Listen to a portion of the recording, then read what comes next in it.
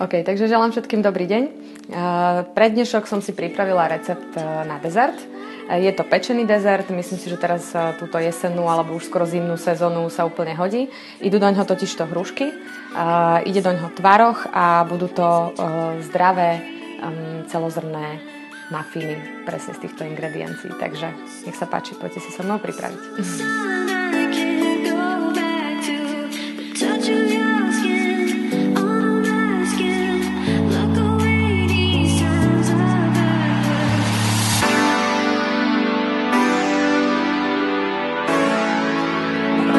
Dobre, takže je to šáločkový recept, čiže si pripravíme nejaký pohár, šálku alebo niečo, do čoho budeme jednotlivé ingrediencie dávať. Ideálne tak niekde okolo 2,5 decový objem.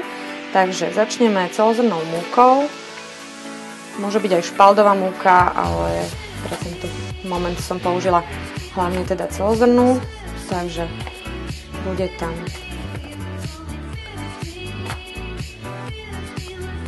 jedna šálka celozrnnej múky. Dáme si do nádoby s tým, že miešame suché ingrediencie a miešame potom také mokré ingrediencie separátne, potom ich premiešame všetky dokopy. Takže jemné osené vločky, zase jedna šálka. Sladiť budeme prioritne cukrom z kokosových kvetov. Podľa chutí, kto má rád sladšie, dá si viac. Ja tam dávam asi takú polovicu tej šálky, možno trošičku viacej, takže niečo cez polovicu. Dobre. Ďalej. Budeme potrebovať sodu bikarbónu. Dáme si asi polovicu čajovej lyžičky sody bikarbóny. Dáme si kypriaci prášok do pečiva s tým, že použijeme kľudne aj celú jednu lyžičku. Nech nám pekne mafinky podrastú. Použijeme kľudne skoro až jednu čajovú lyžičku mletého klinčeka. A tiež škoricu, ktorá tiež je z tých zimnejších korenín. Takže toto by malo byť vlastne na tie suché ingrediencie všetko a ideme si pomaličky vymixovať mokré ingrediencie.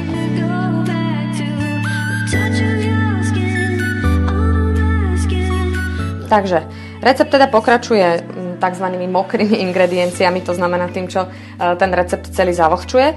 Použijeme tvaroh. Nie je tam úplne nutná tá prísada, ale ja tak s obľubou mám tie mafinky radšej také, keď sú trošku mokrejšie. Takže ten tvaroh tam presne túto vec dodám. Čiže asi pol kelímka tvarohu bude nám stačiť. Rozbijeme si tam jedno vajíčko. Vajco, dobre. Pridáme jednu šálku mandlového mlieka. Dá sa použiť aj klasické mlieko, ale mandlové mlieko sa do tohto receptu myslím, že hodí celkom fajn. A opäť trošku osladíme. Nedali sme veľa toho kokosového cukru, takže si môžeme dovoliť trochu agave sirupu aj do tohto zvlhčovadla. Takže ďalej použijeme hrušky. Použijeme dokopy 3 hrušky, ale zatiaľ použijeme iba 2, nakoľko ich musíme ošúpať a teraz ich do receptu vymixujeme.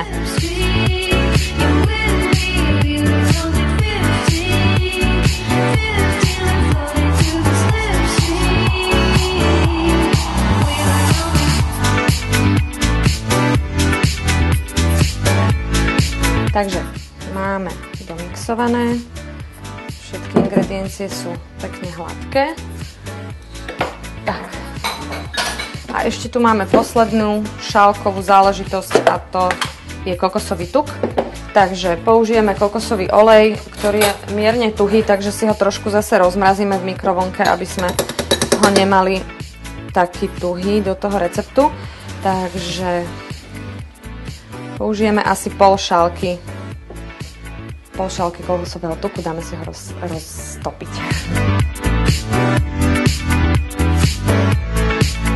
Kokosový tuk máme roztopený, ideme ho dať do receptu. Takže pripravenú už jemne premiešanú suchú zmes zalejeme mokrou zmesou. Tak. A pridáme aj pol šálky kokosového tuku. To je ono.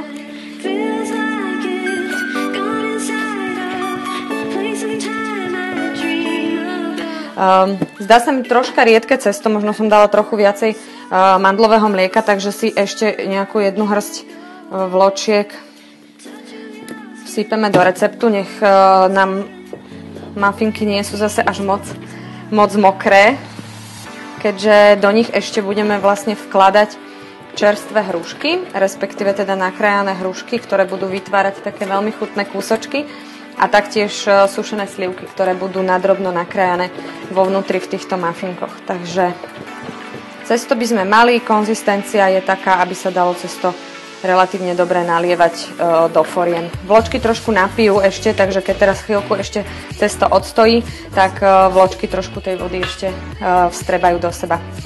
Necháme teda chvíľku odstať cesto a ideme si nakrájať hrušky a sušené slivky.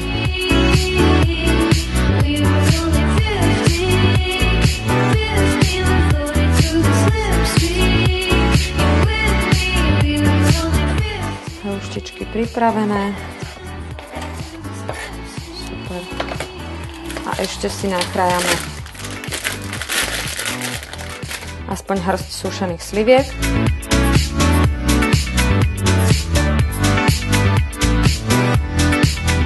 Takže cesto pôjde do foriem, respektíve môžete použiť iba čistú formu bez košičkov, ale môžete použiť aj košičky. Ono sa to z tých košičkov celkom náročne dáva dole, ale tak ako tvárme sa, že to vykuskávanie z tých košičkov je celkom chutná záležitosť.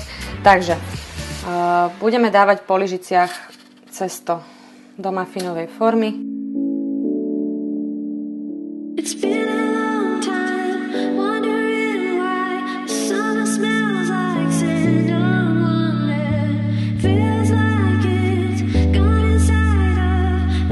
Teraz nasleduje chvíľa, kedy do muffinov vložíme do každého jedného pár kúskov hrušky, takisto slivky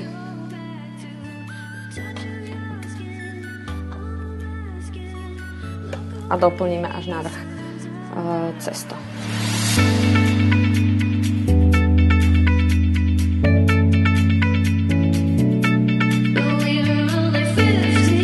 Návrh môžeme použiť na muffinky v podstate nejaké oriešky alebo nejakú inú posypku. Mne sa veľmi osvedčil škoricový cukor, ktorý si ale robím takú zdravšiu verziu, to znamená, že použijem trstinový cukor tak, a použijem škoricu.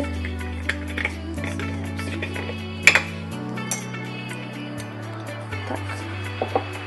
Zmiešam a touto škoricovou cukrovou zmesou muffinky zľahka posypem na vrchu. Vytvorí sa na nich taká jemná krustička, ktorá veľmi dobre chutí a krásne vonia. Takže muffinky už idú do rúry. Piec sa budú na 160 stupňoch približne 25 minút.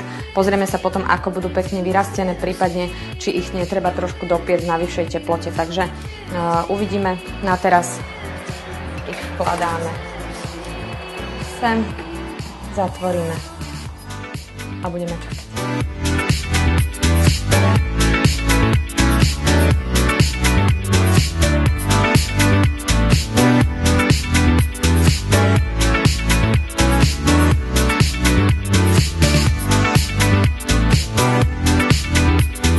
Dobre, necháme muffinky vychladnúť a môžeme papať.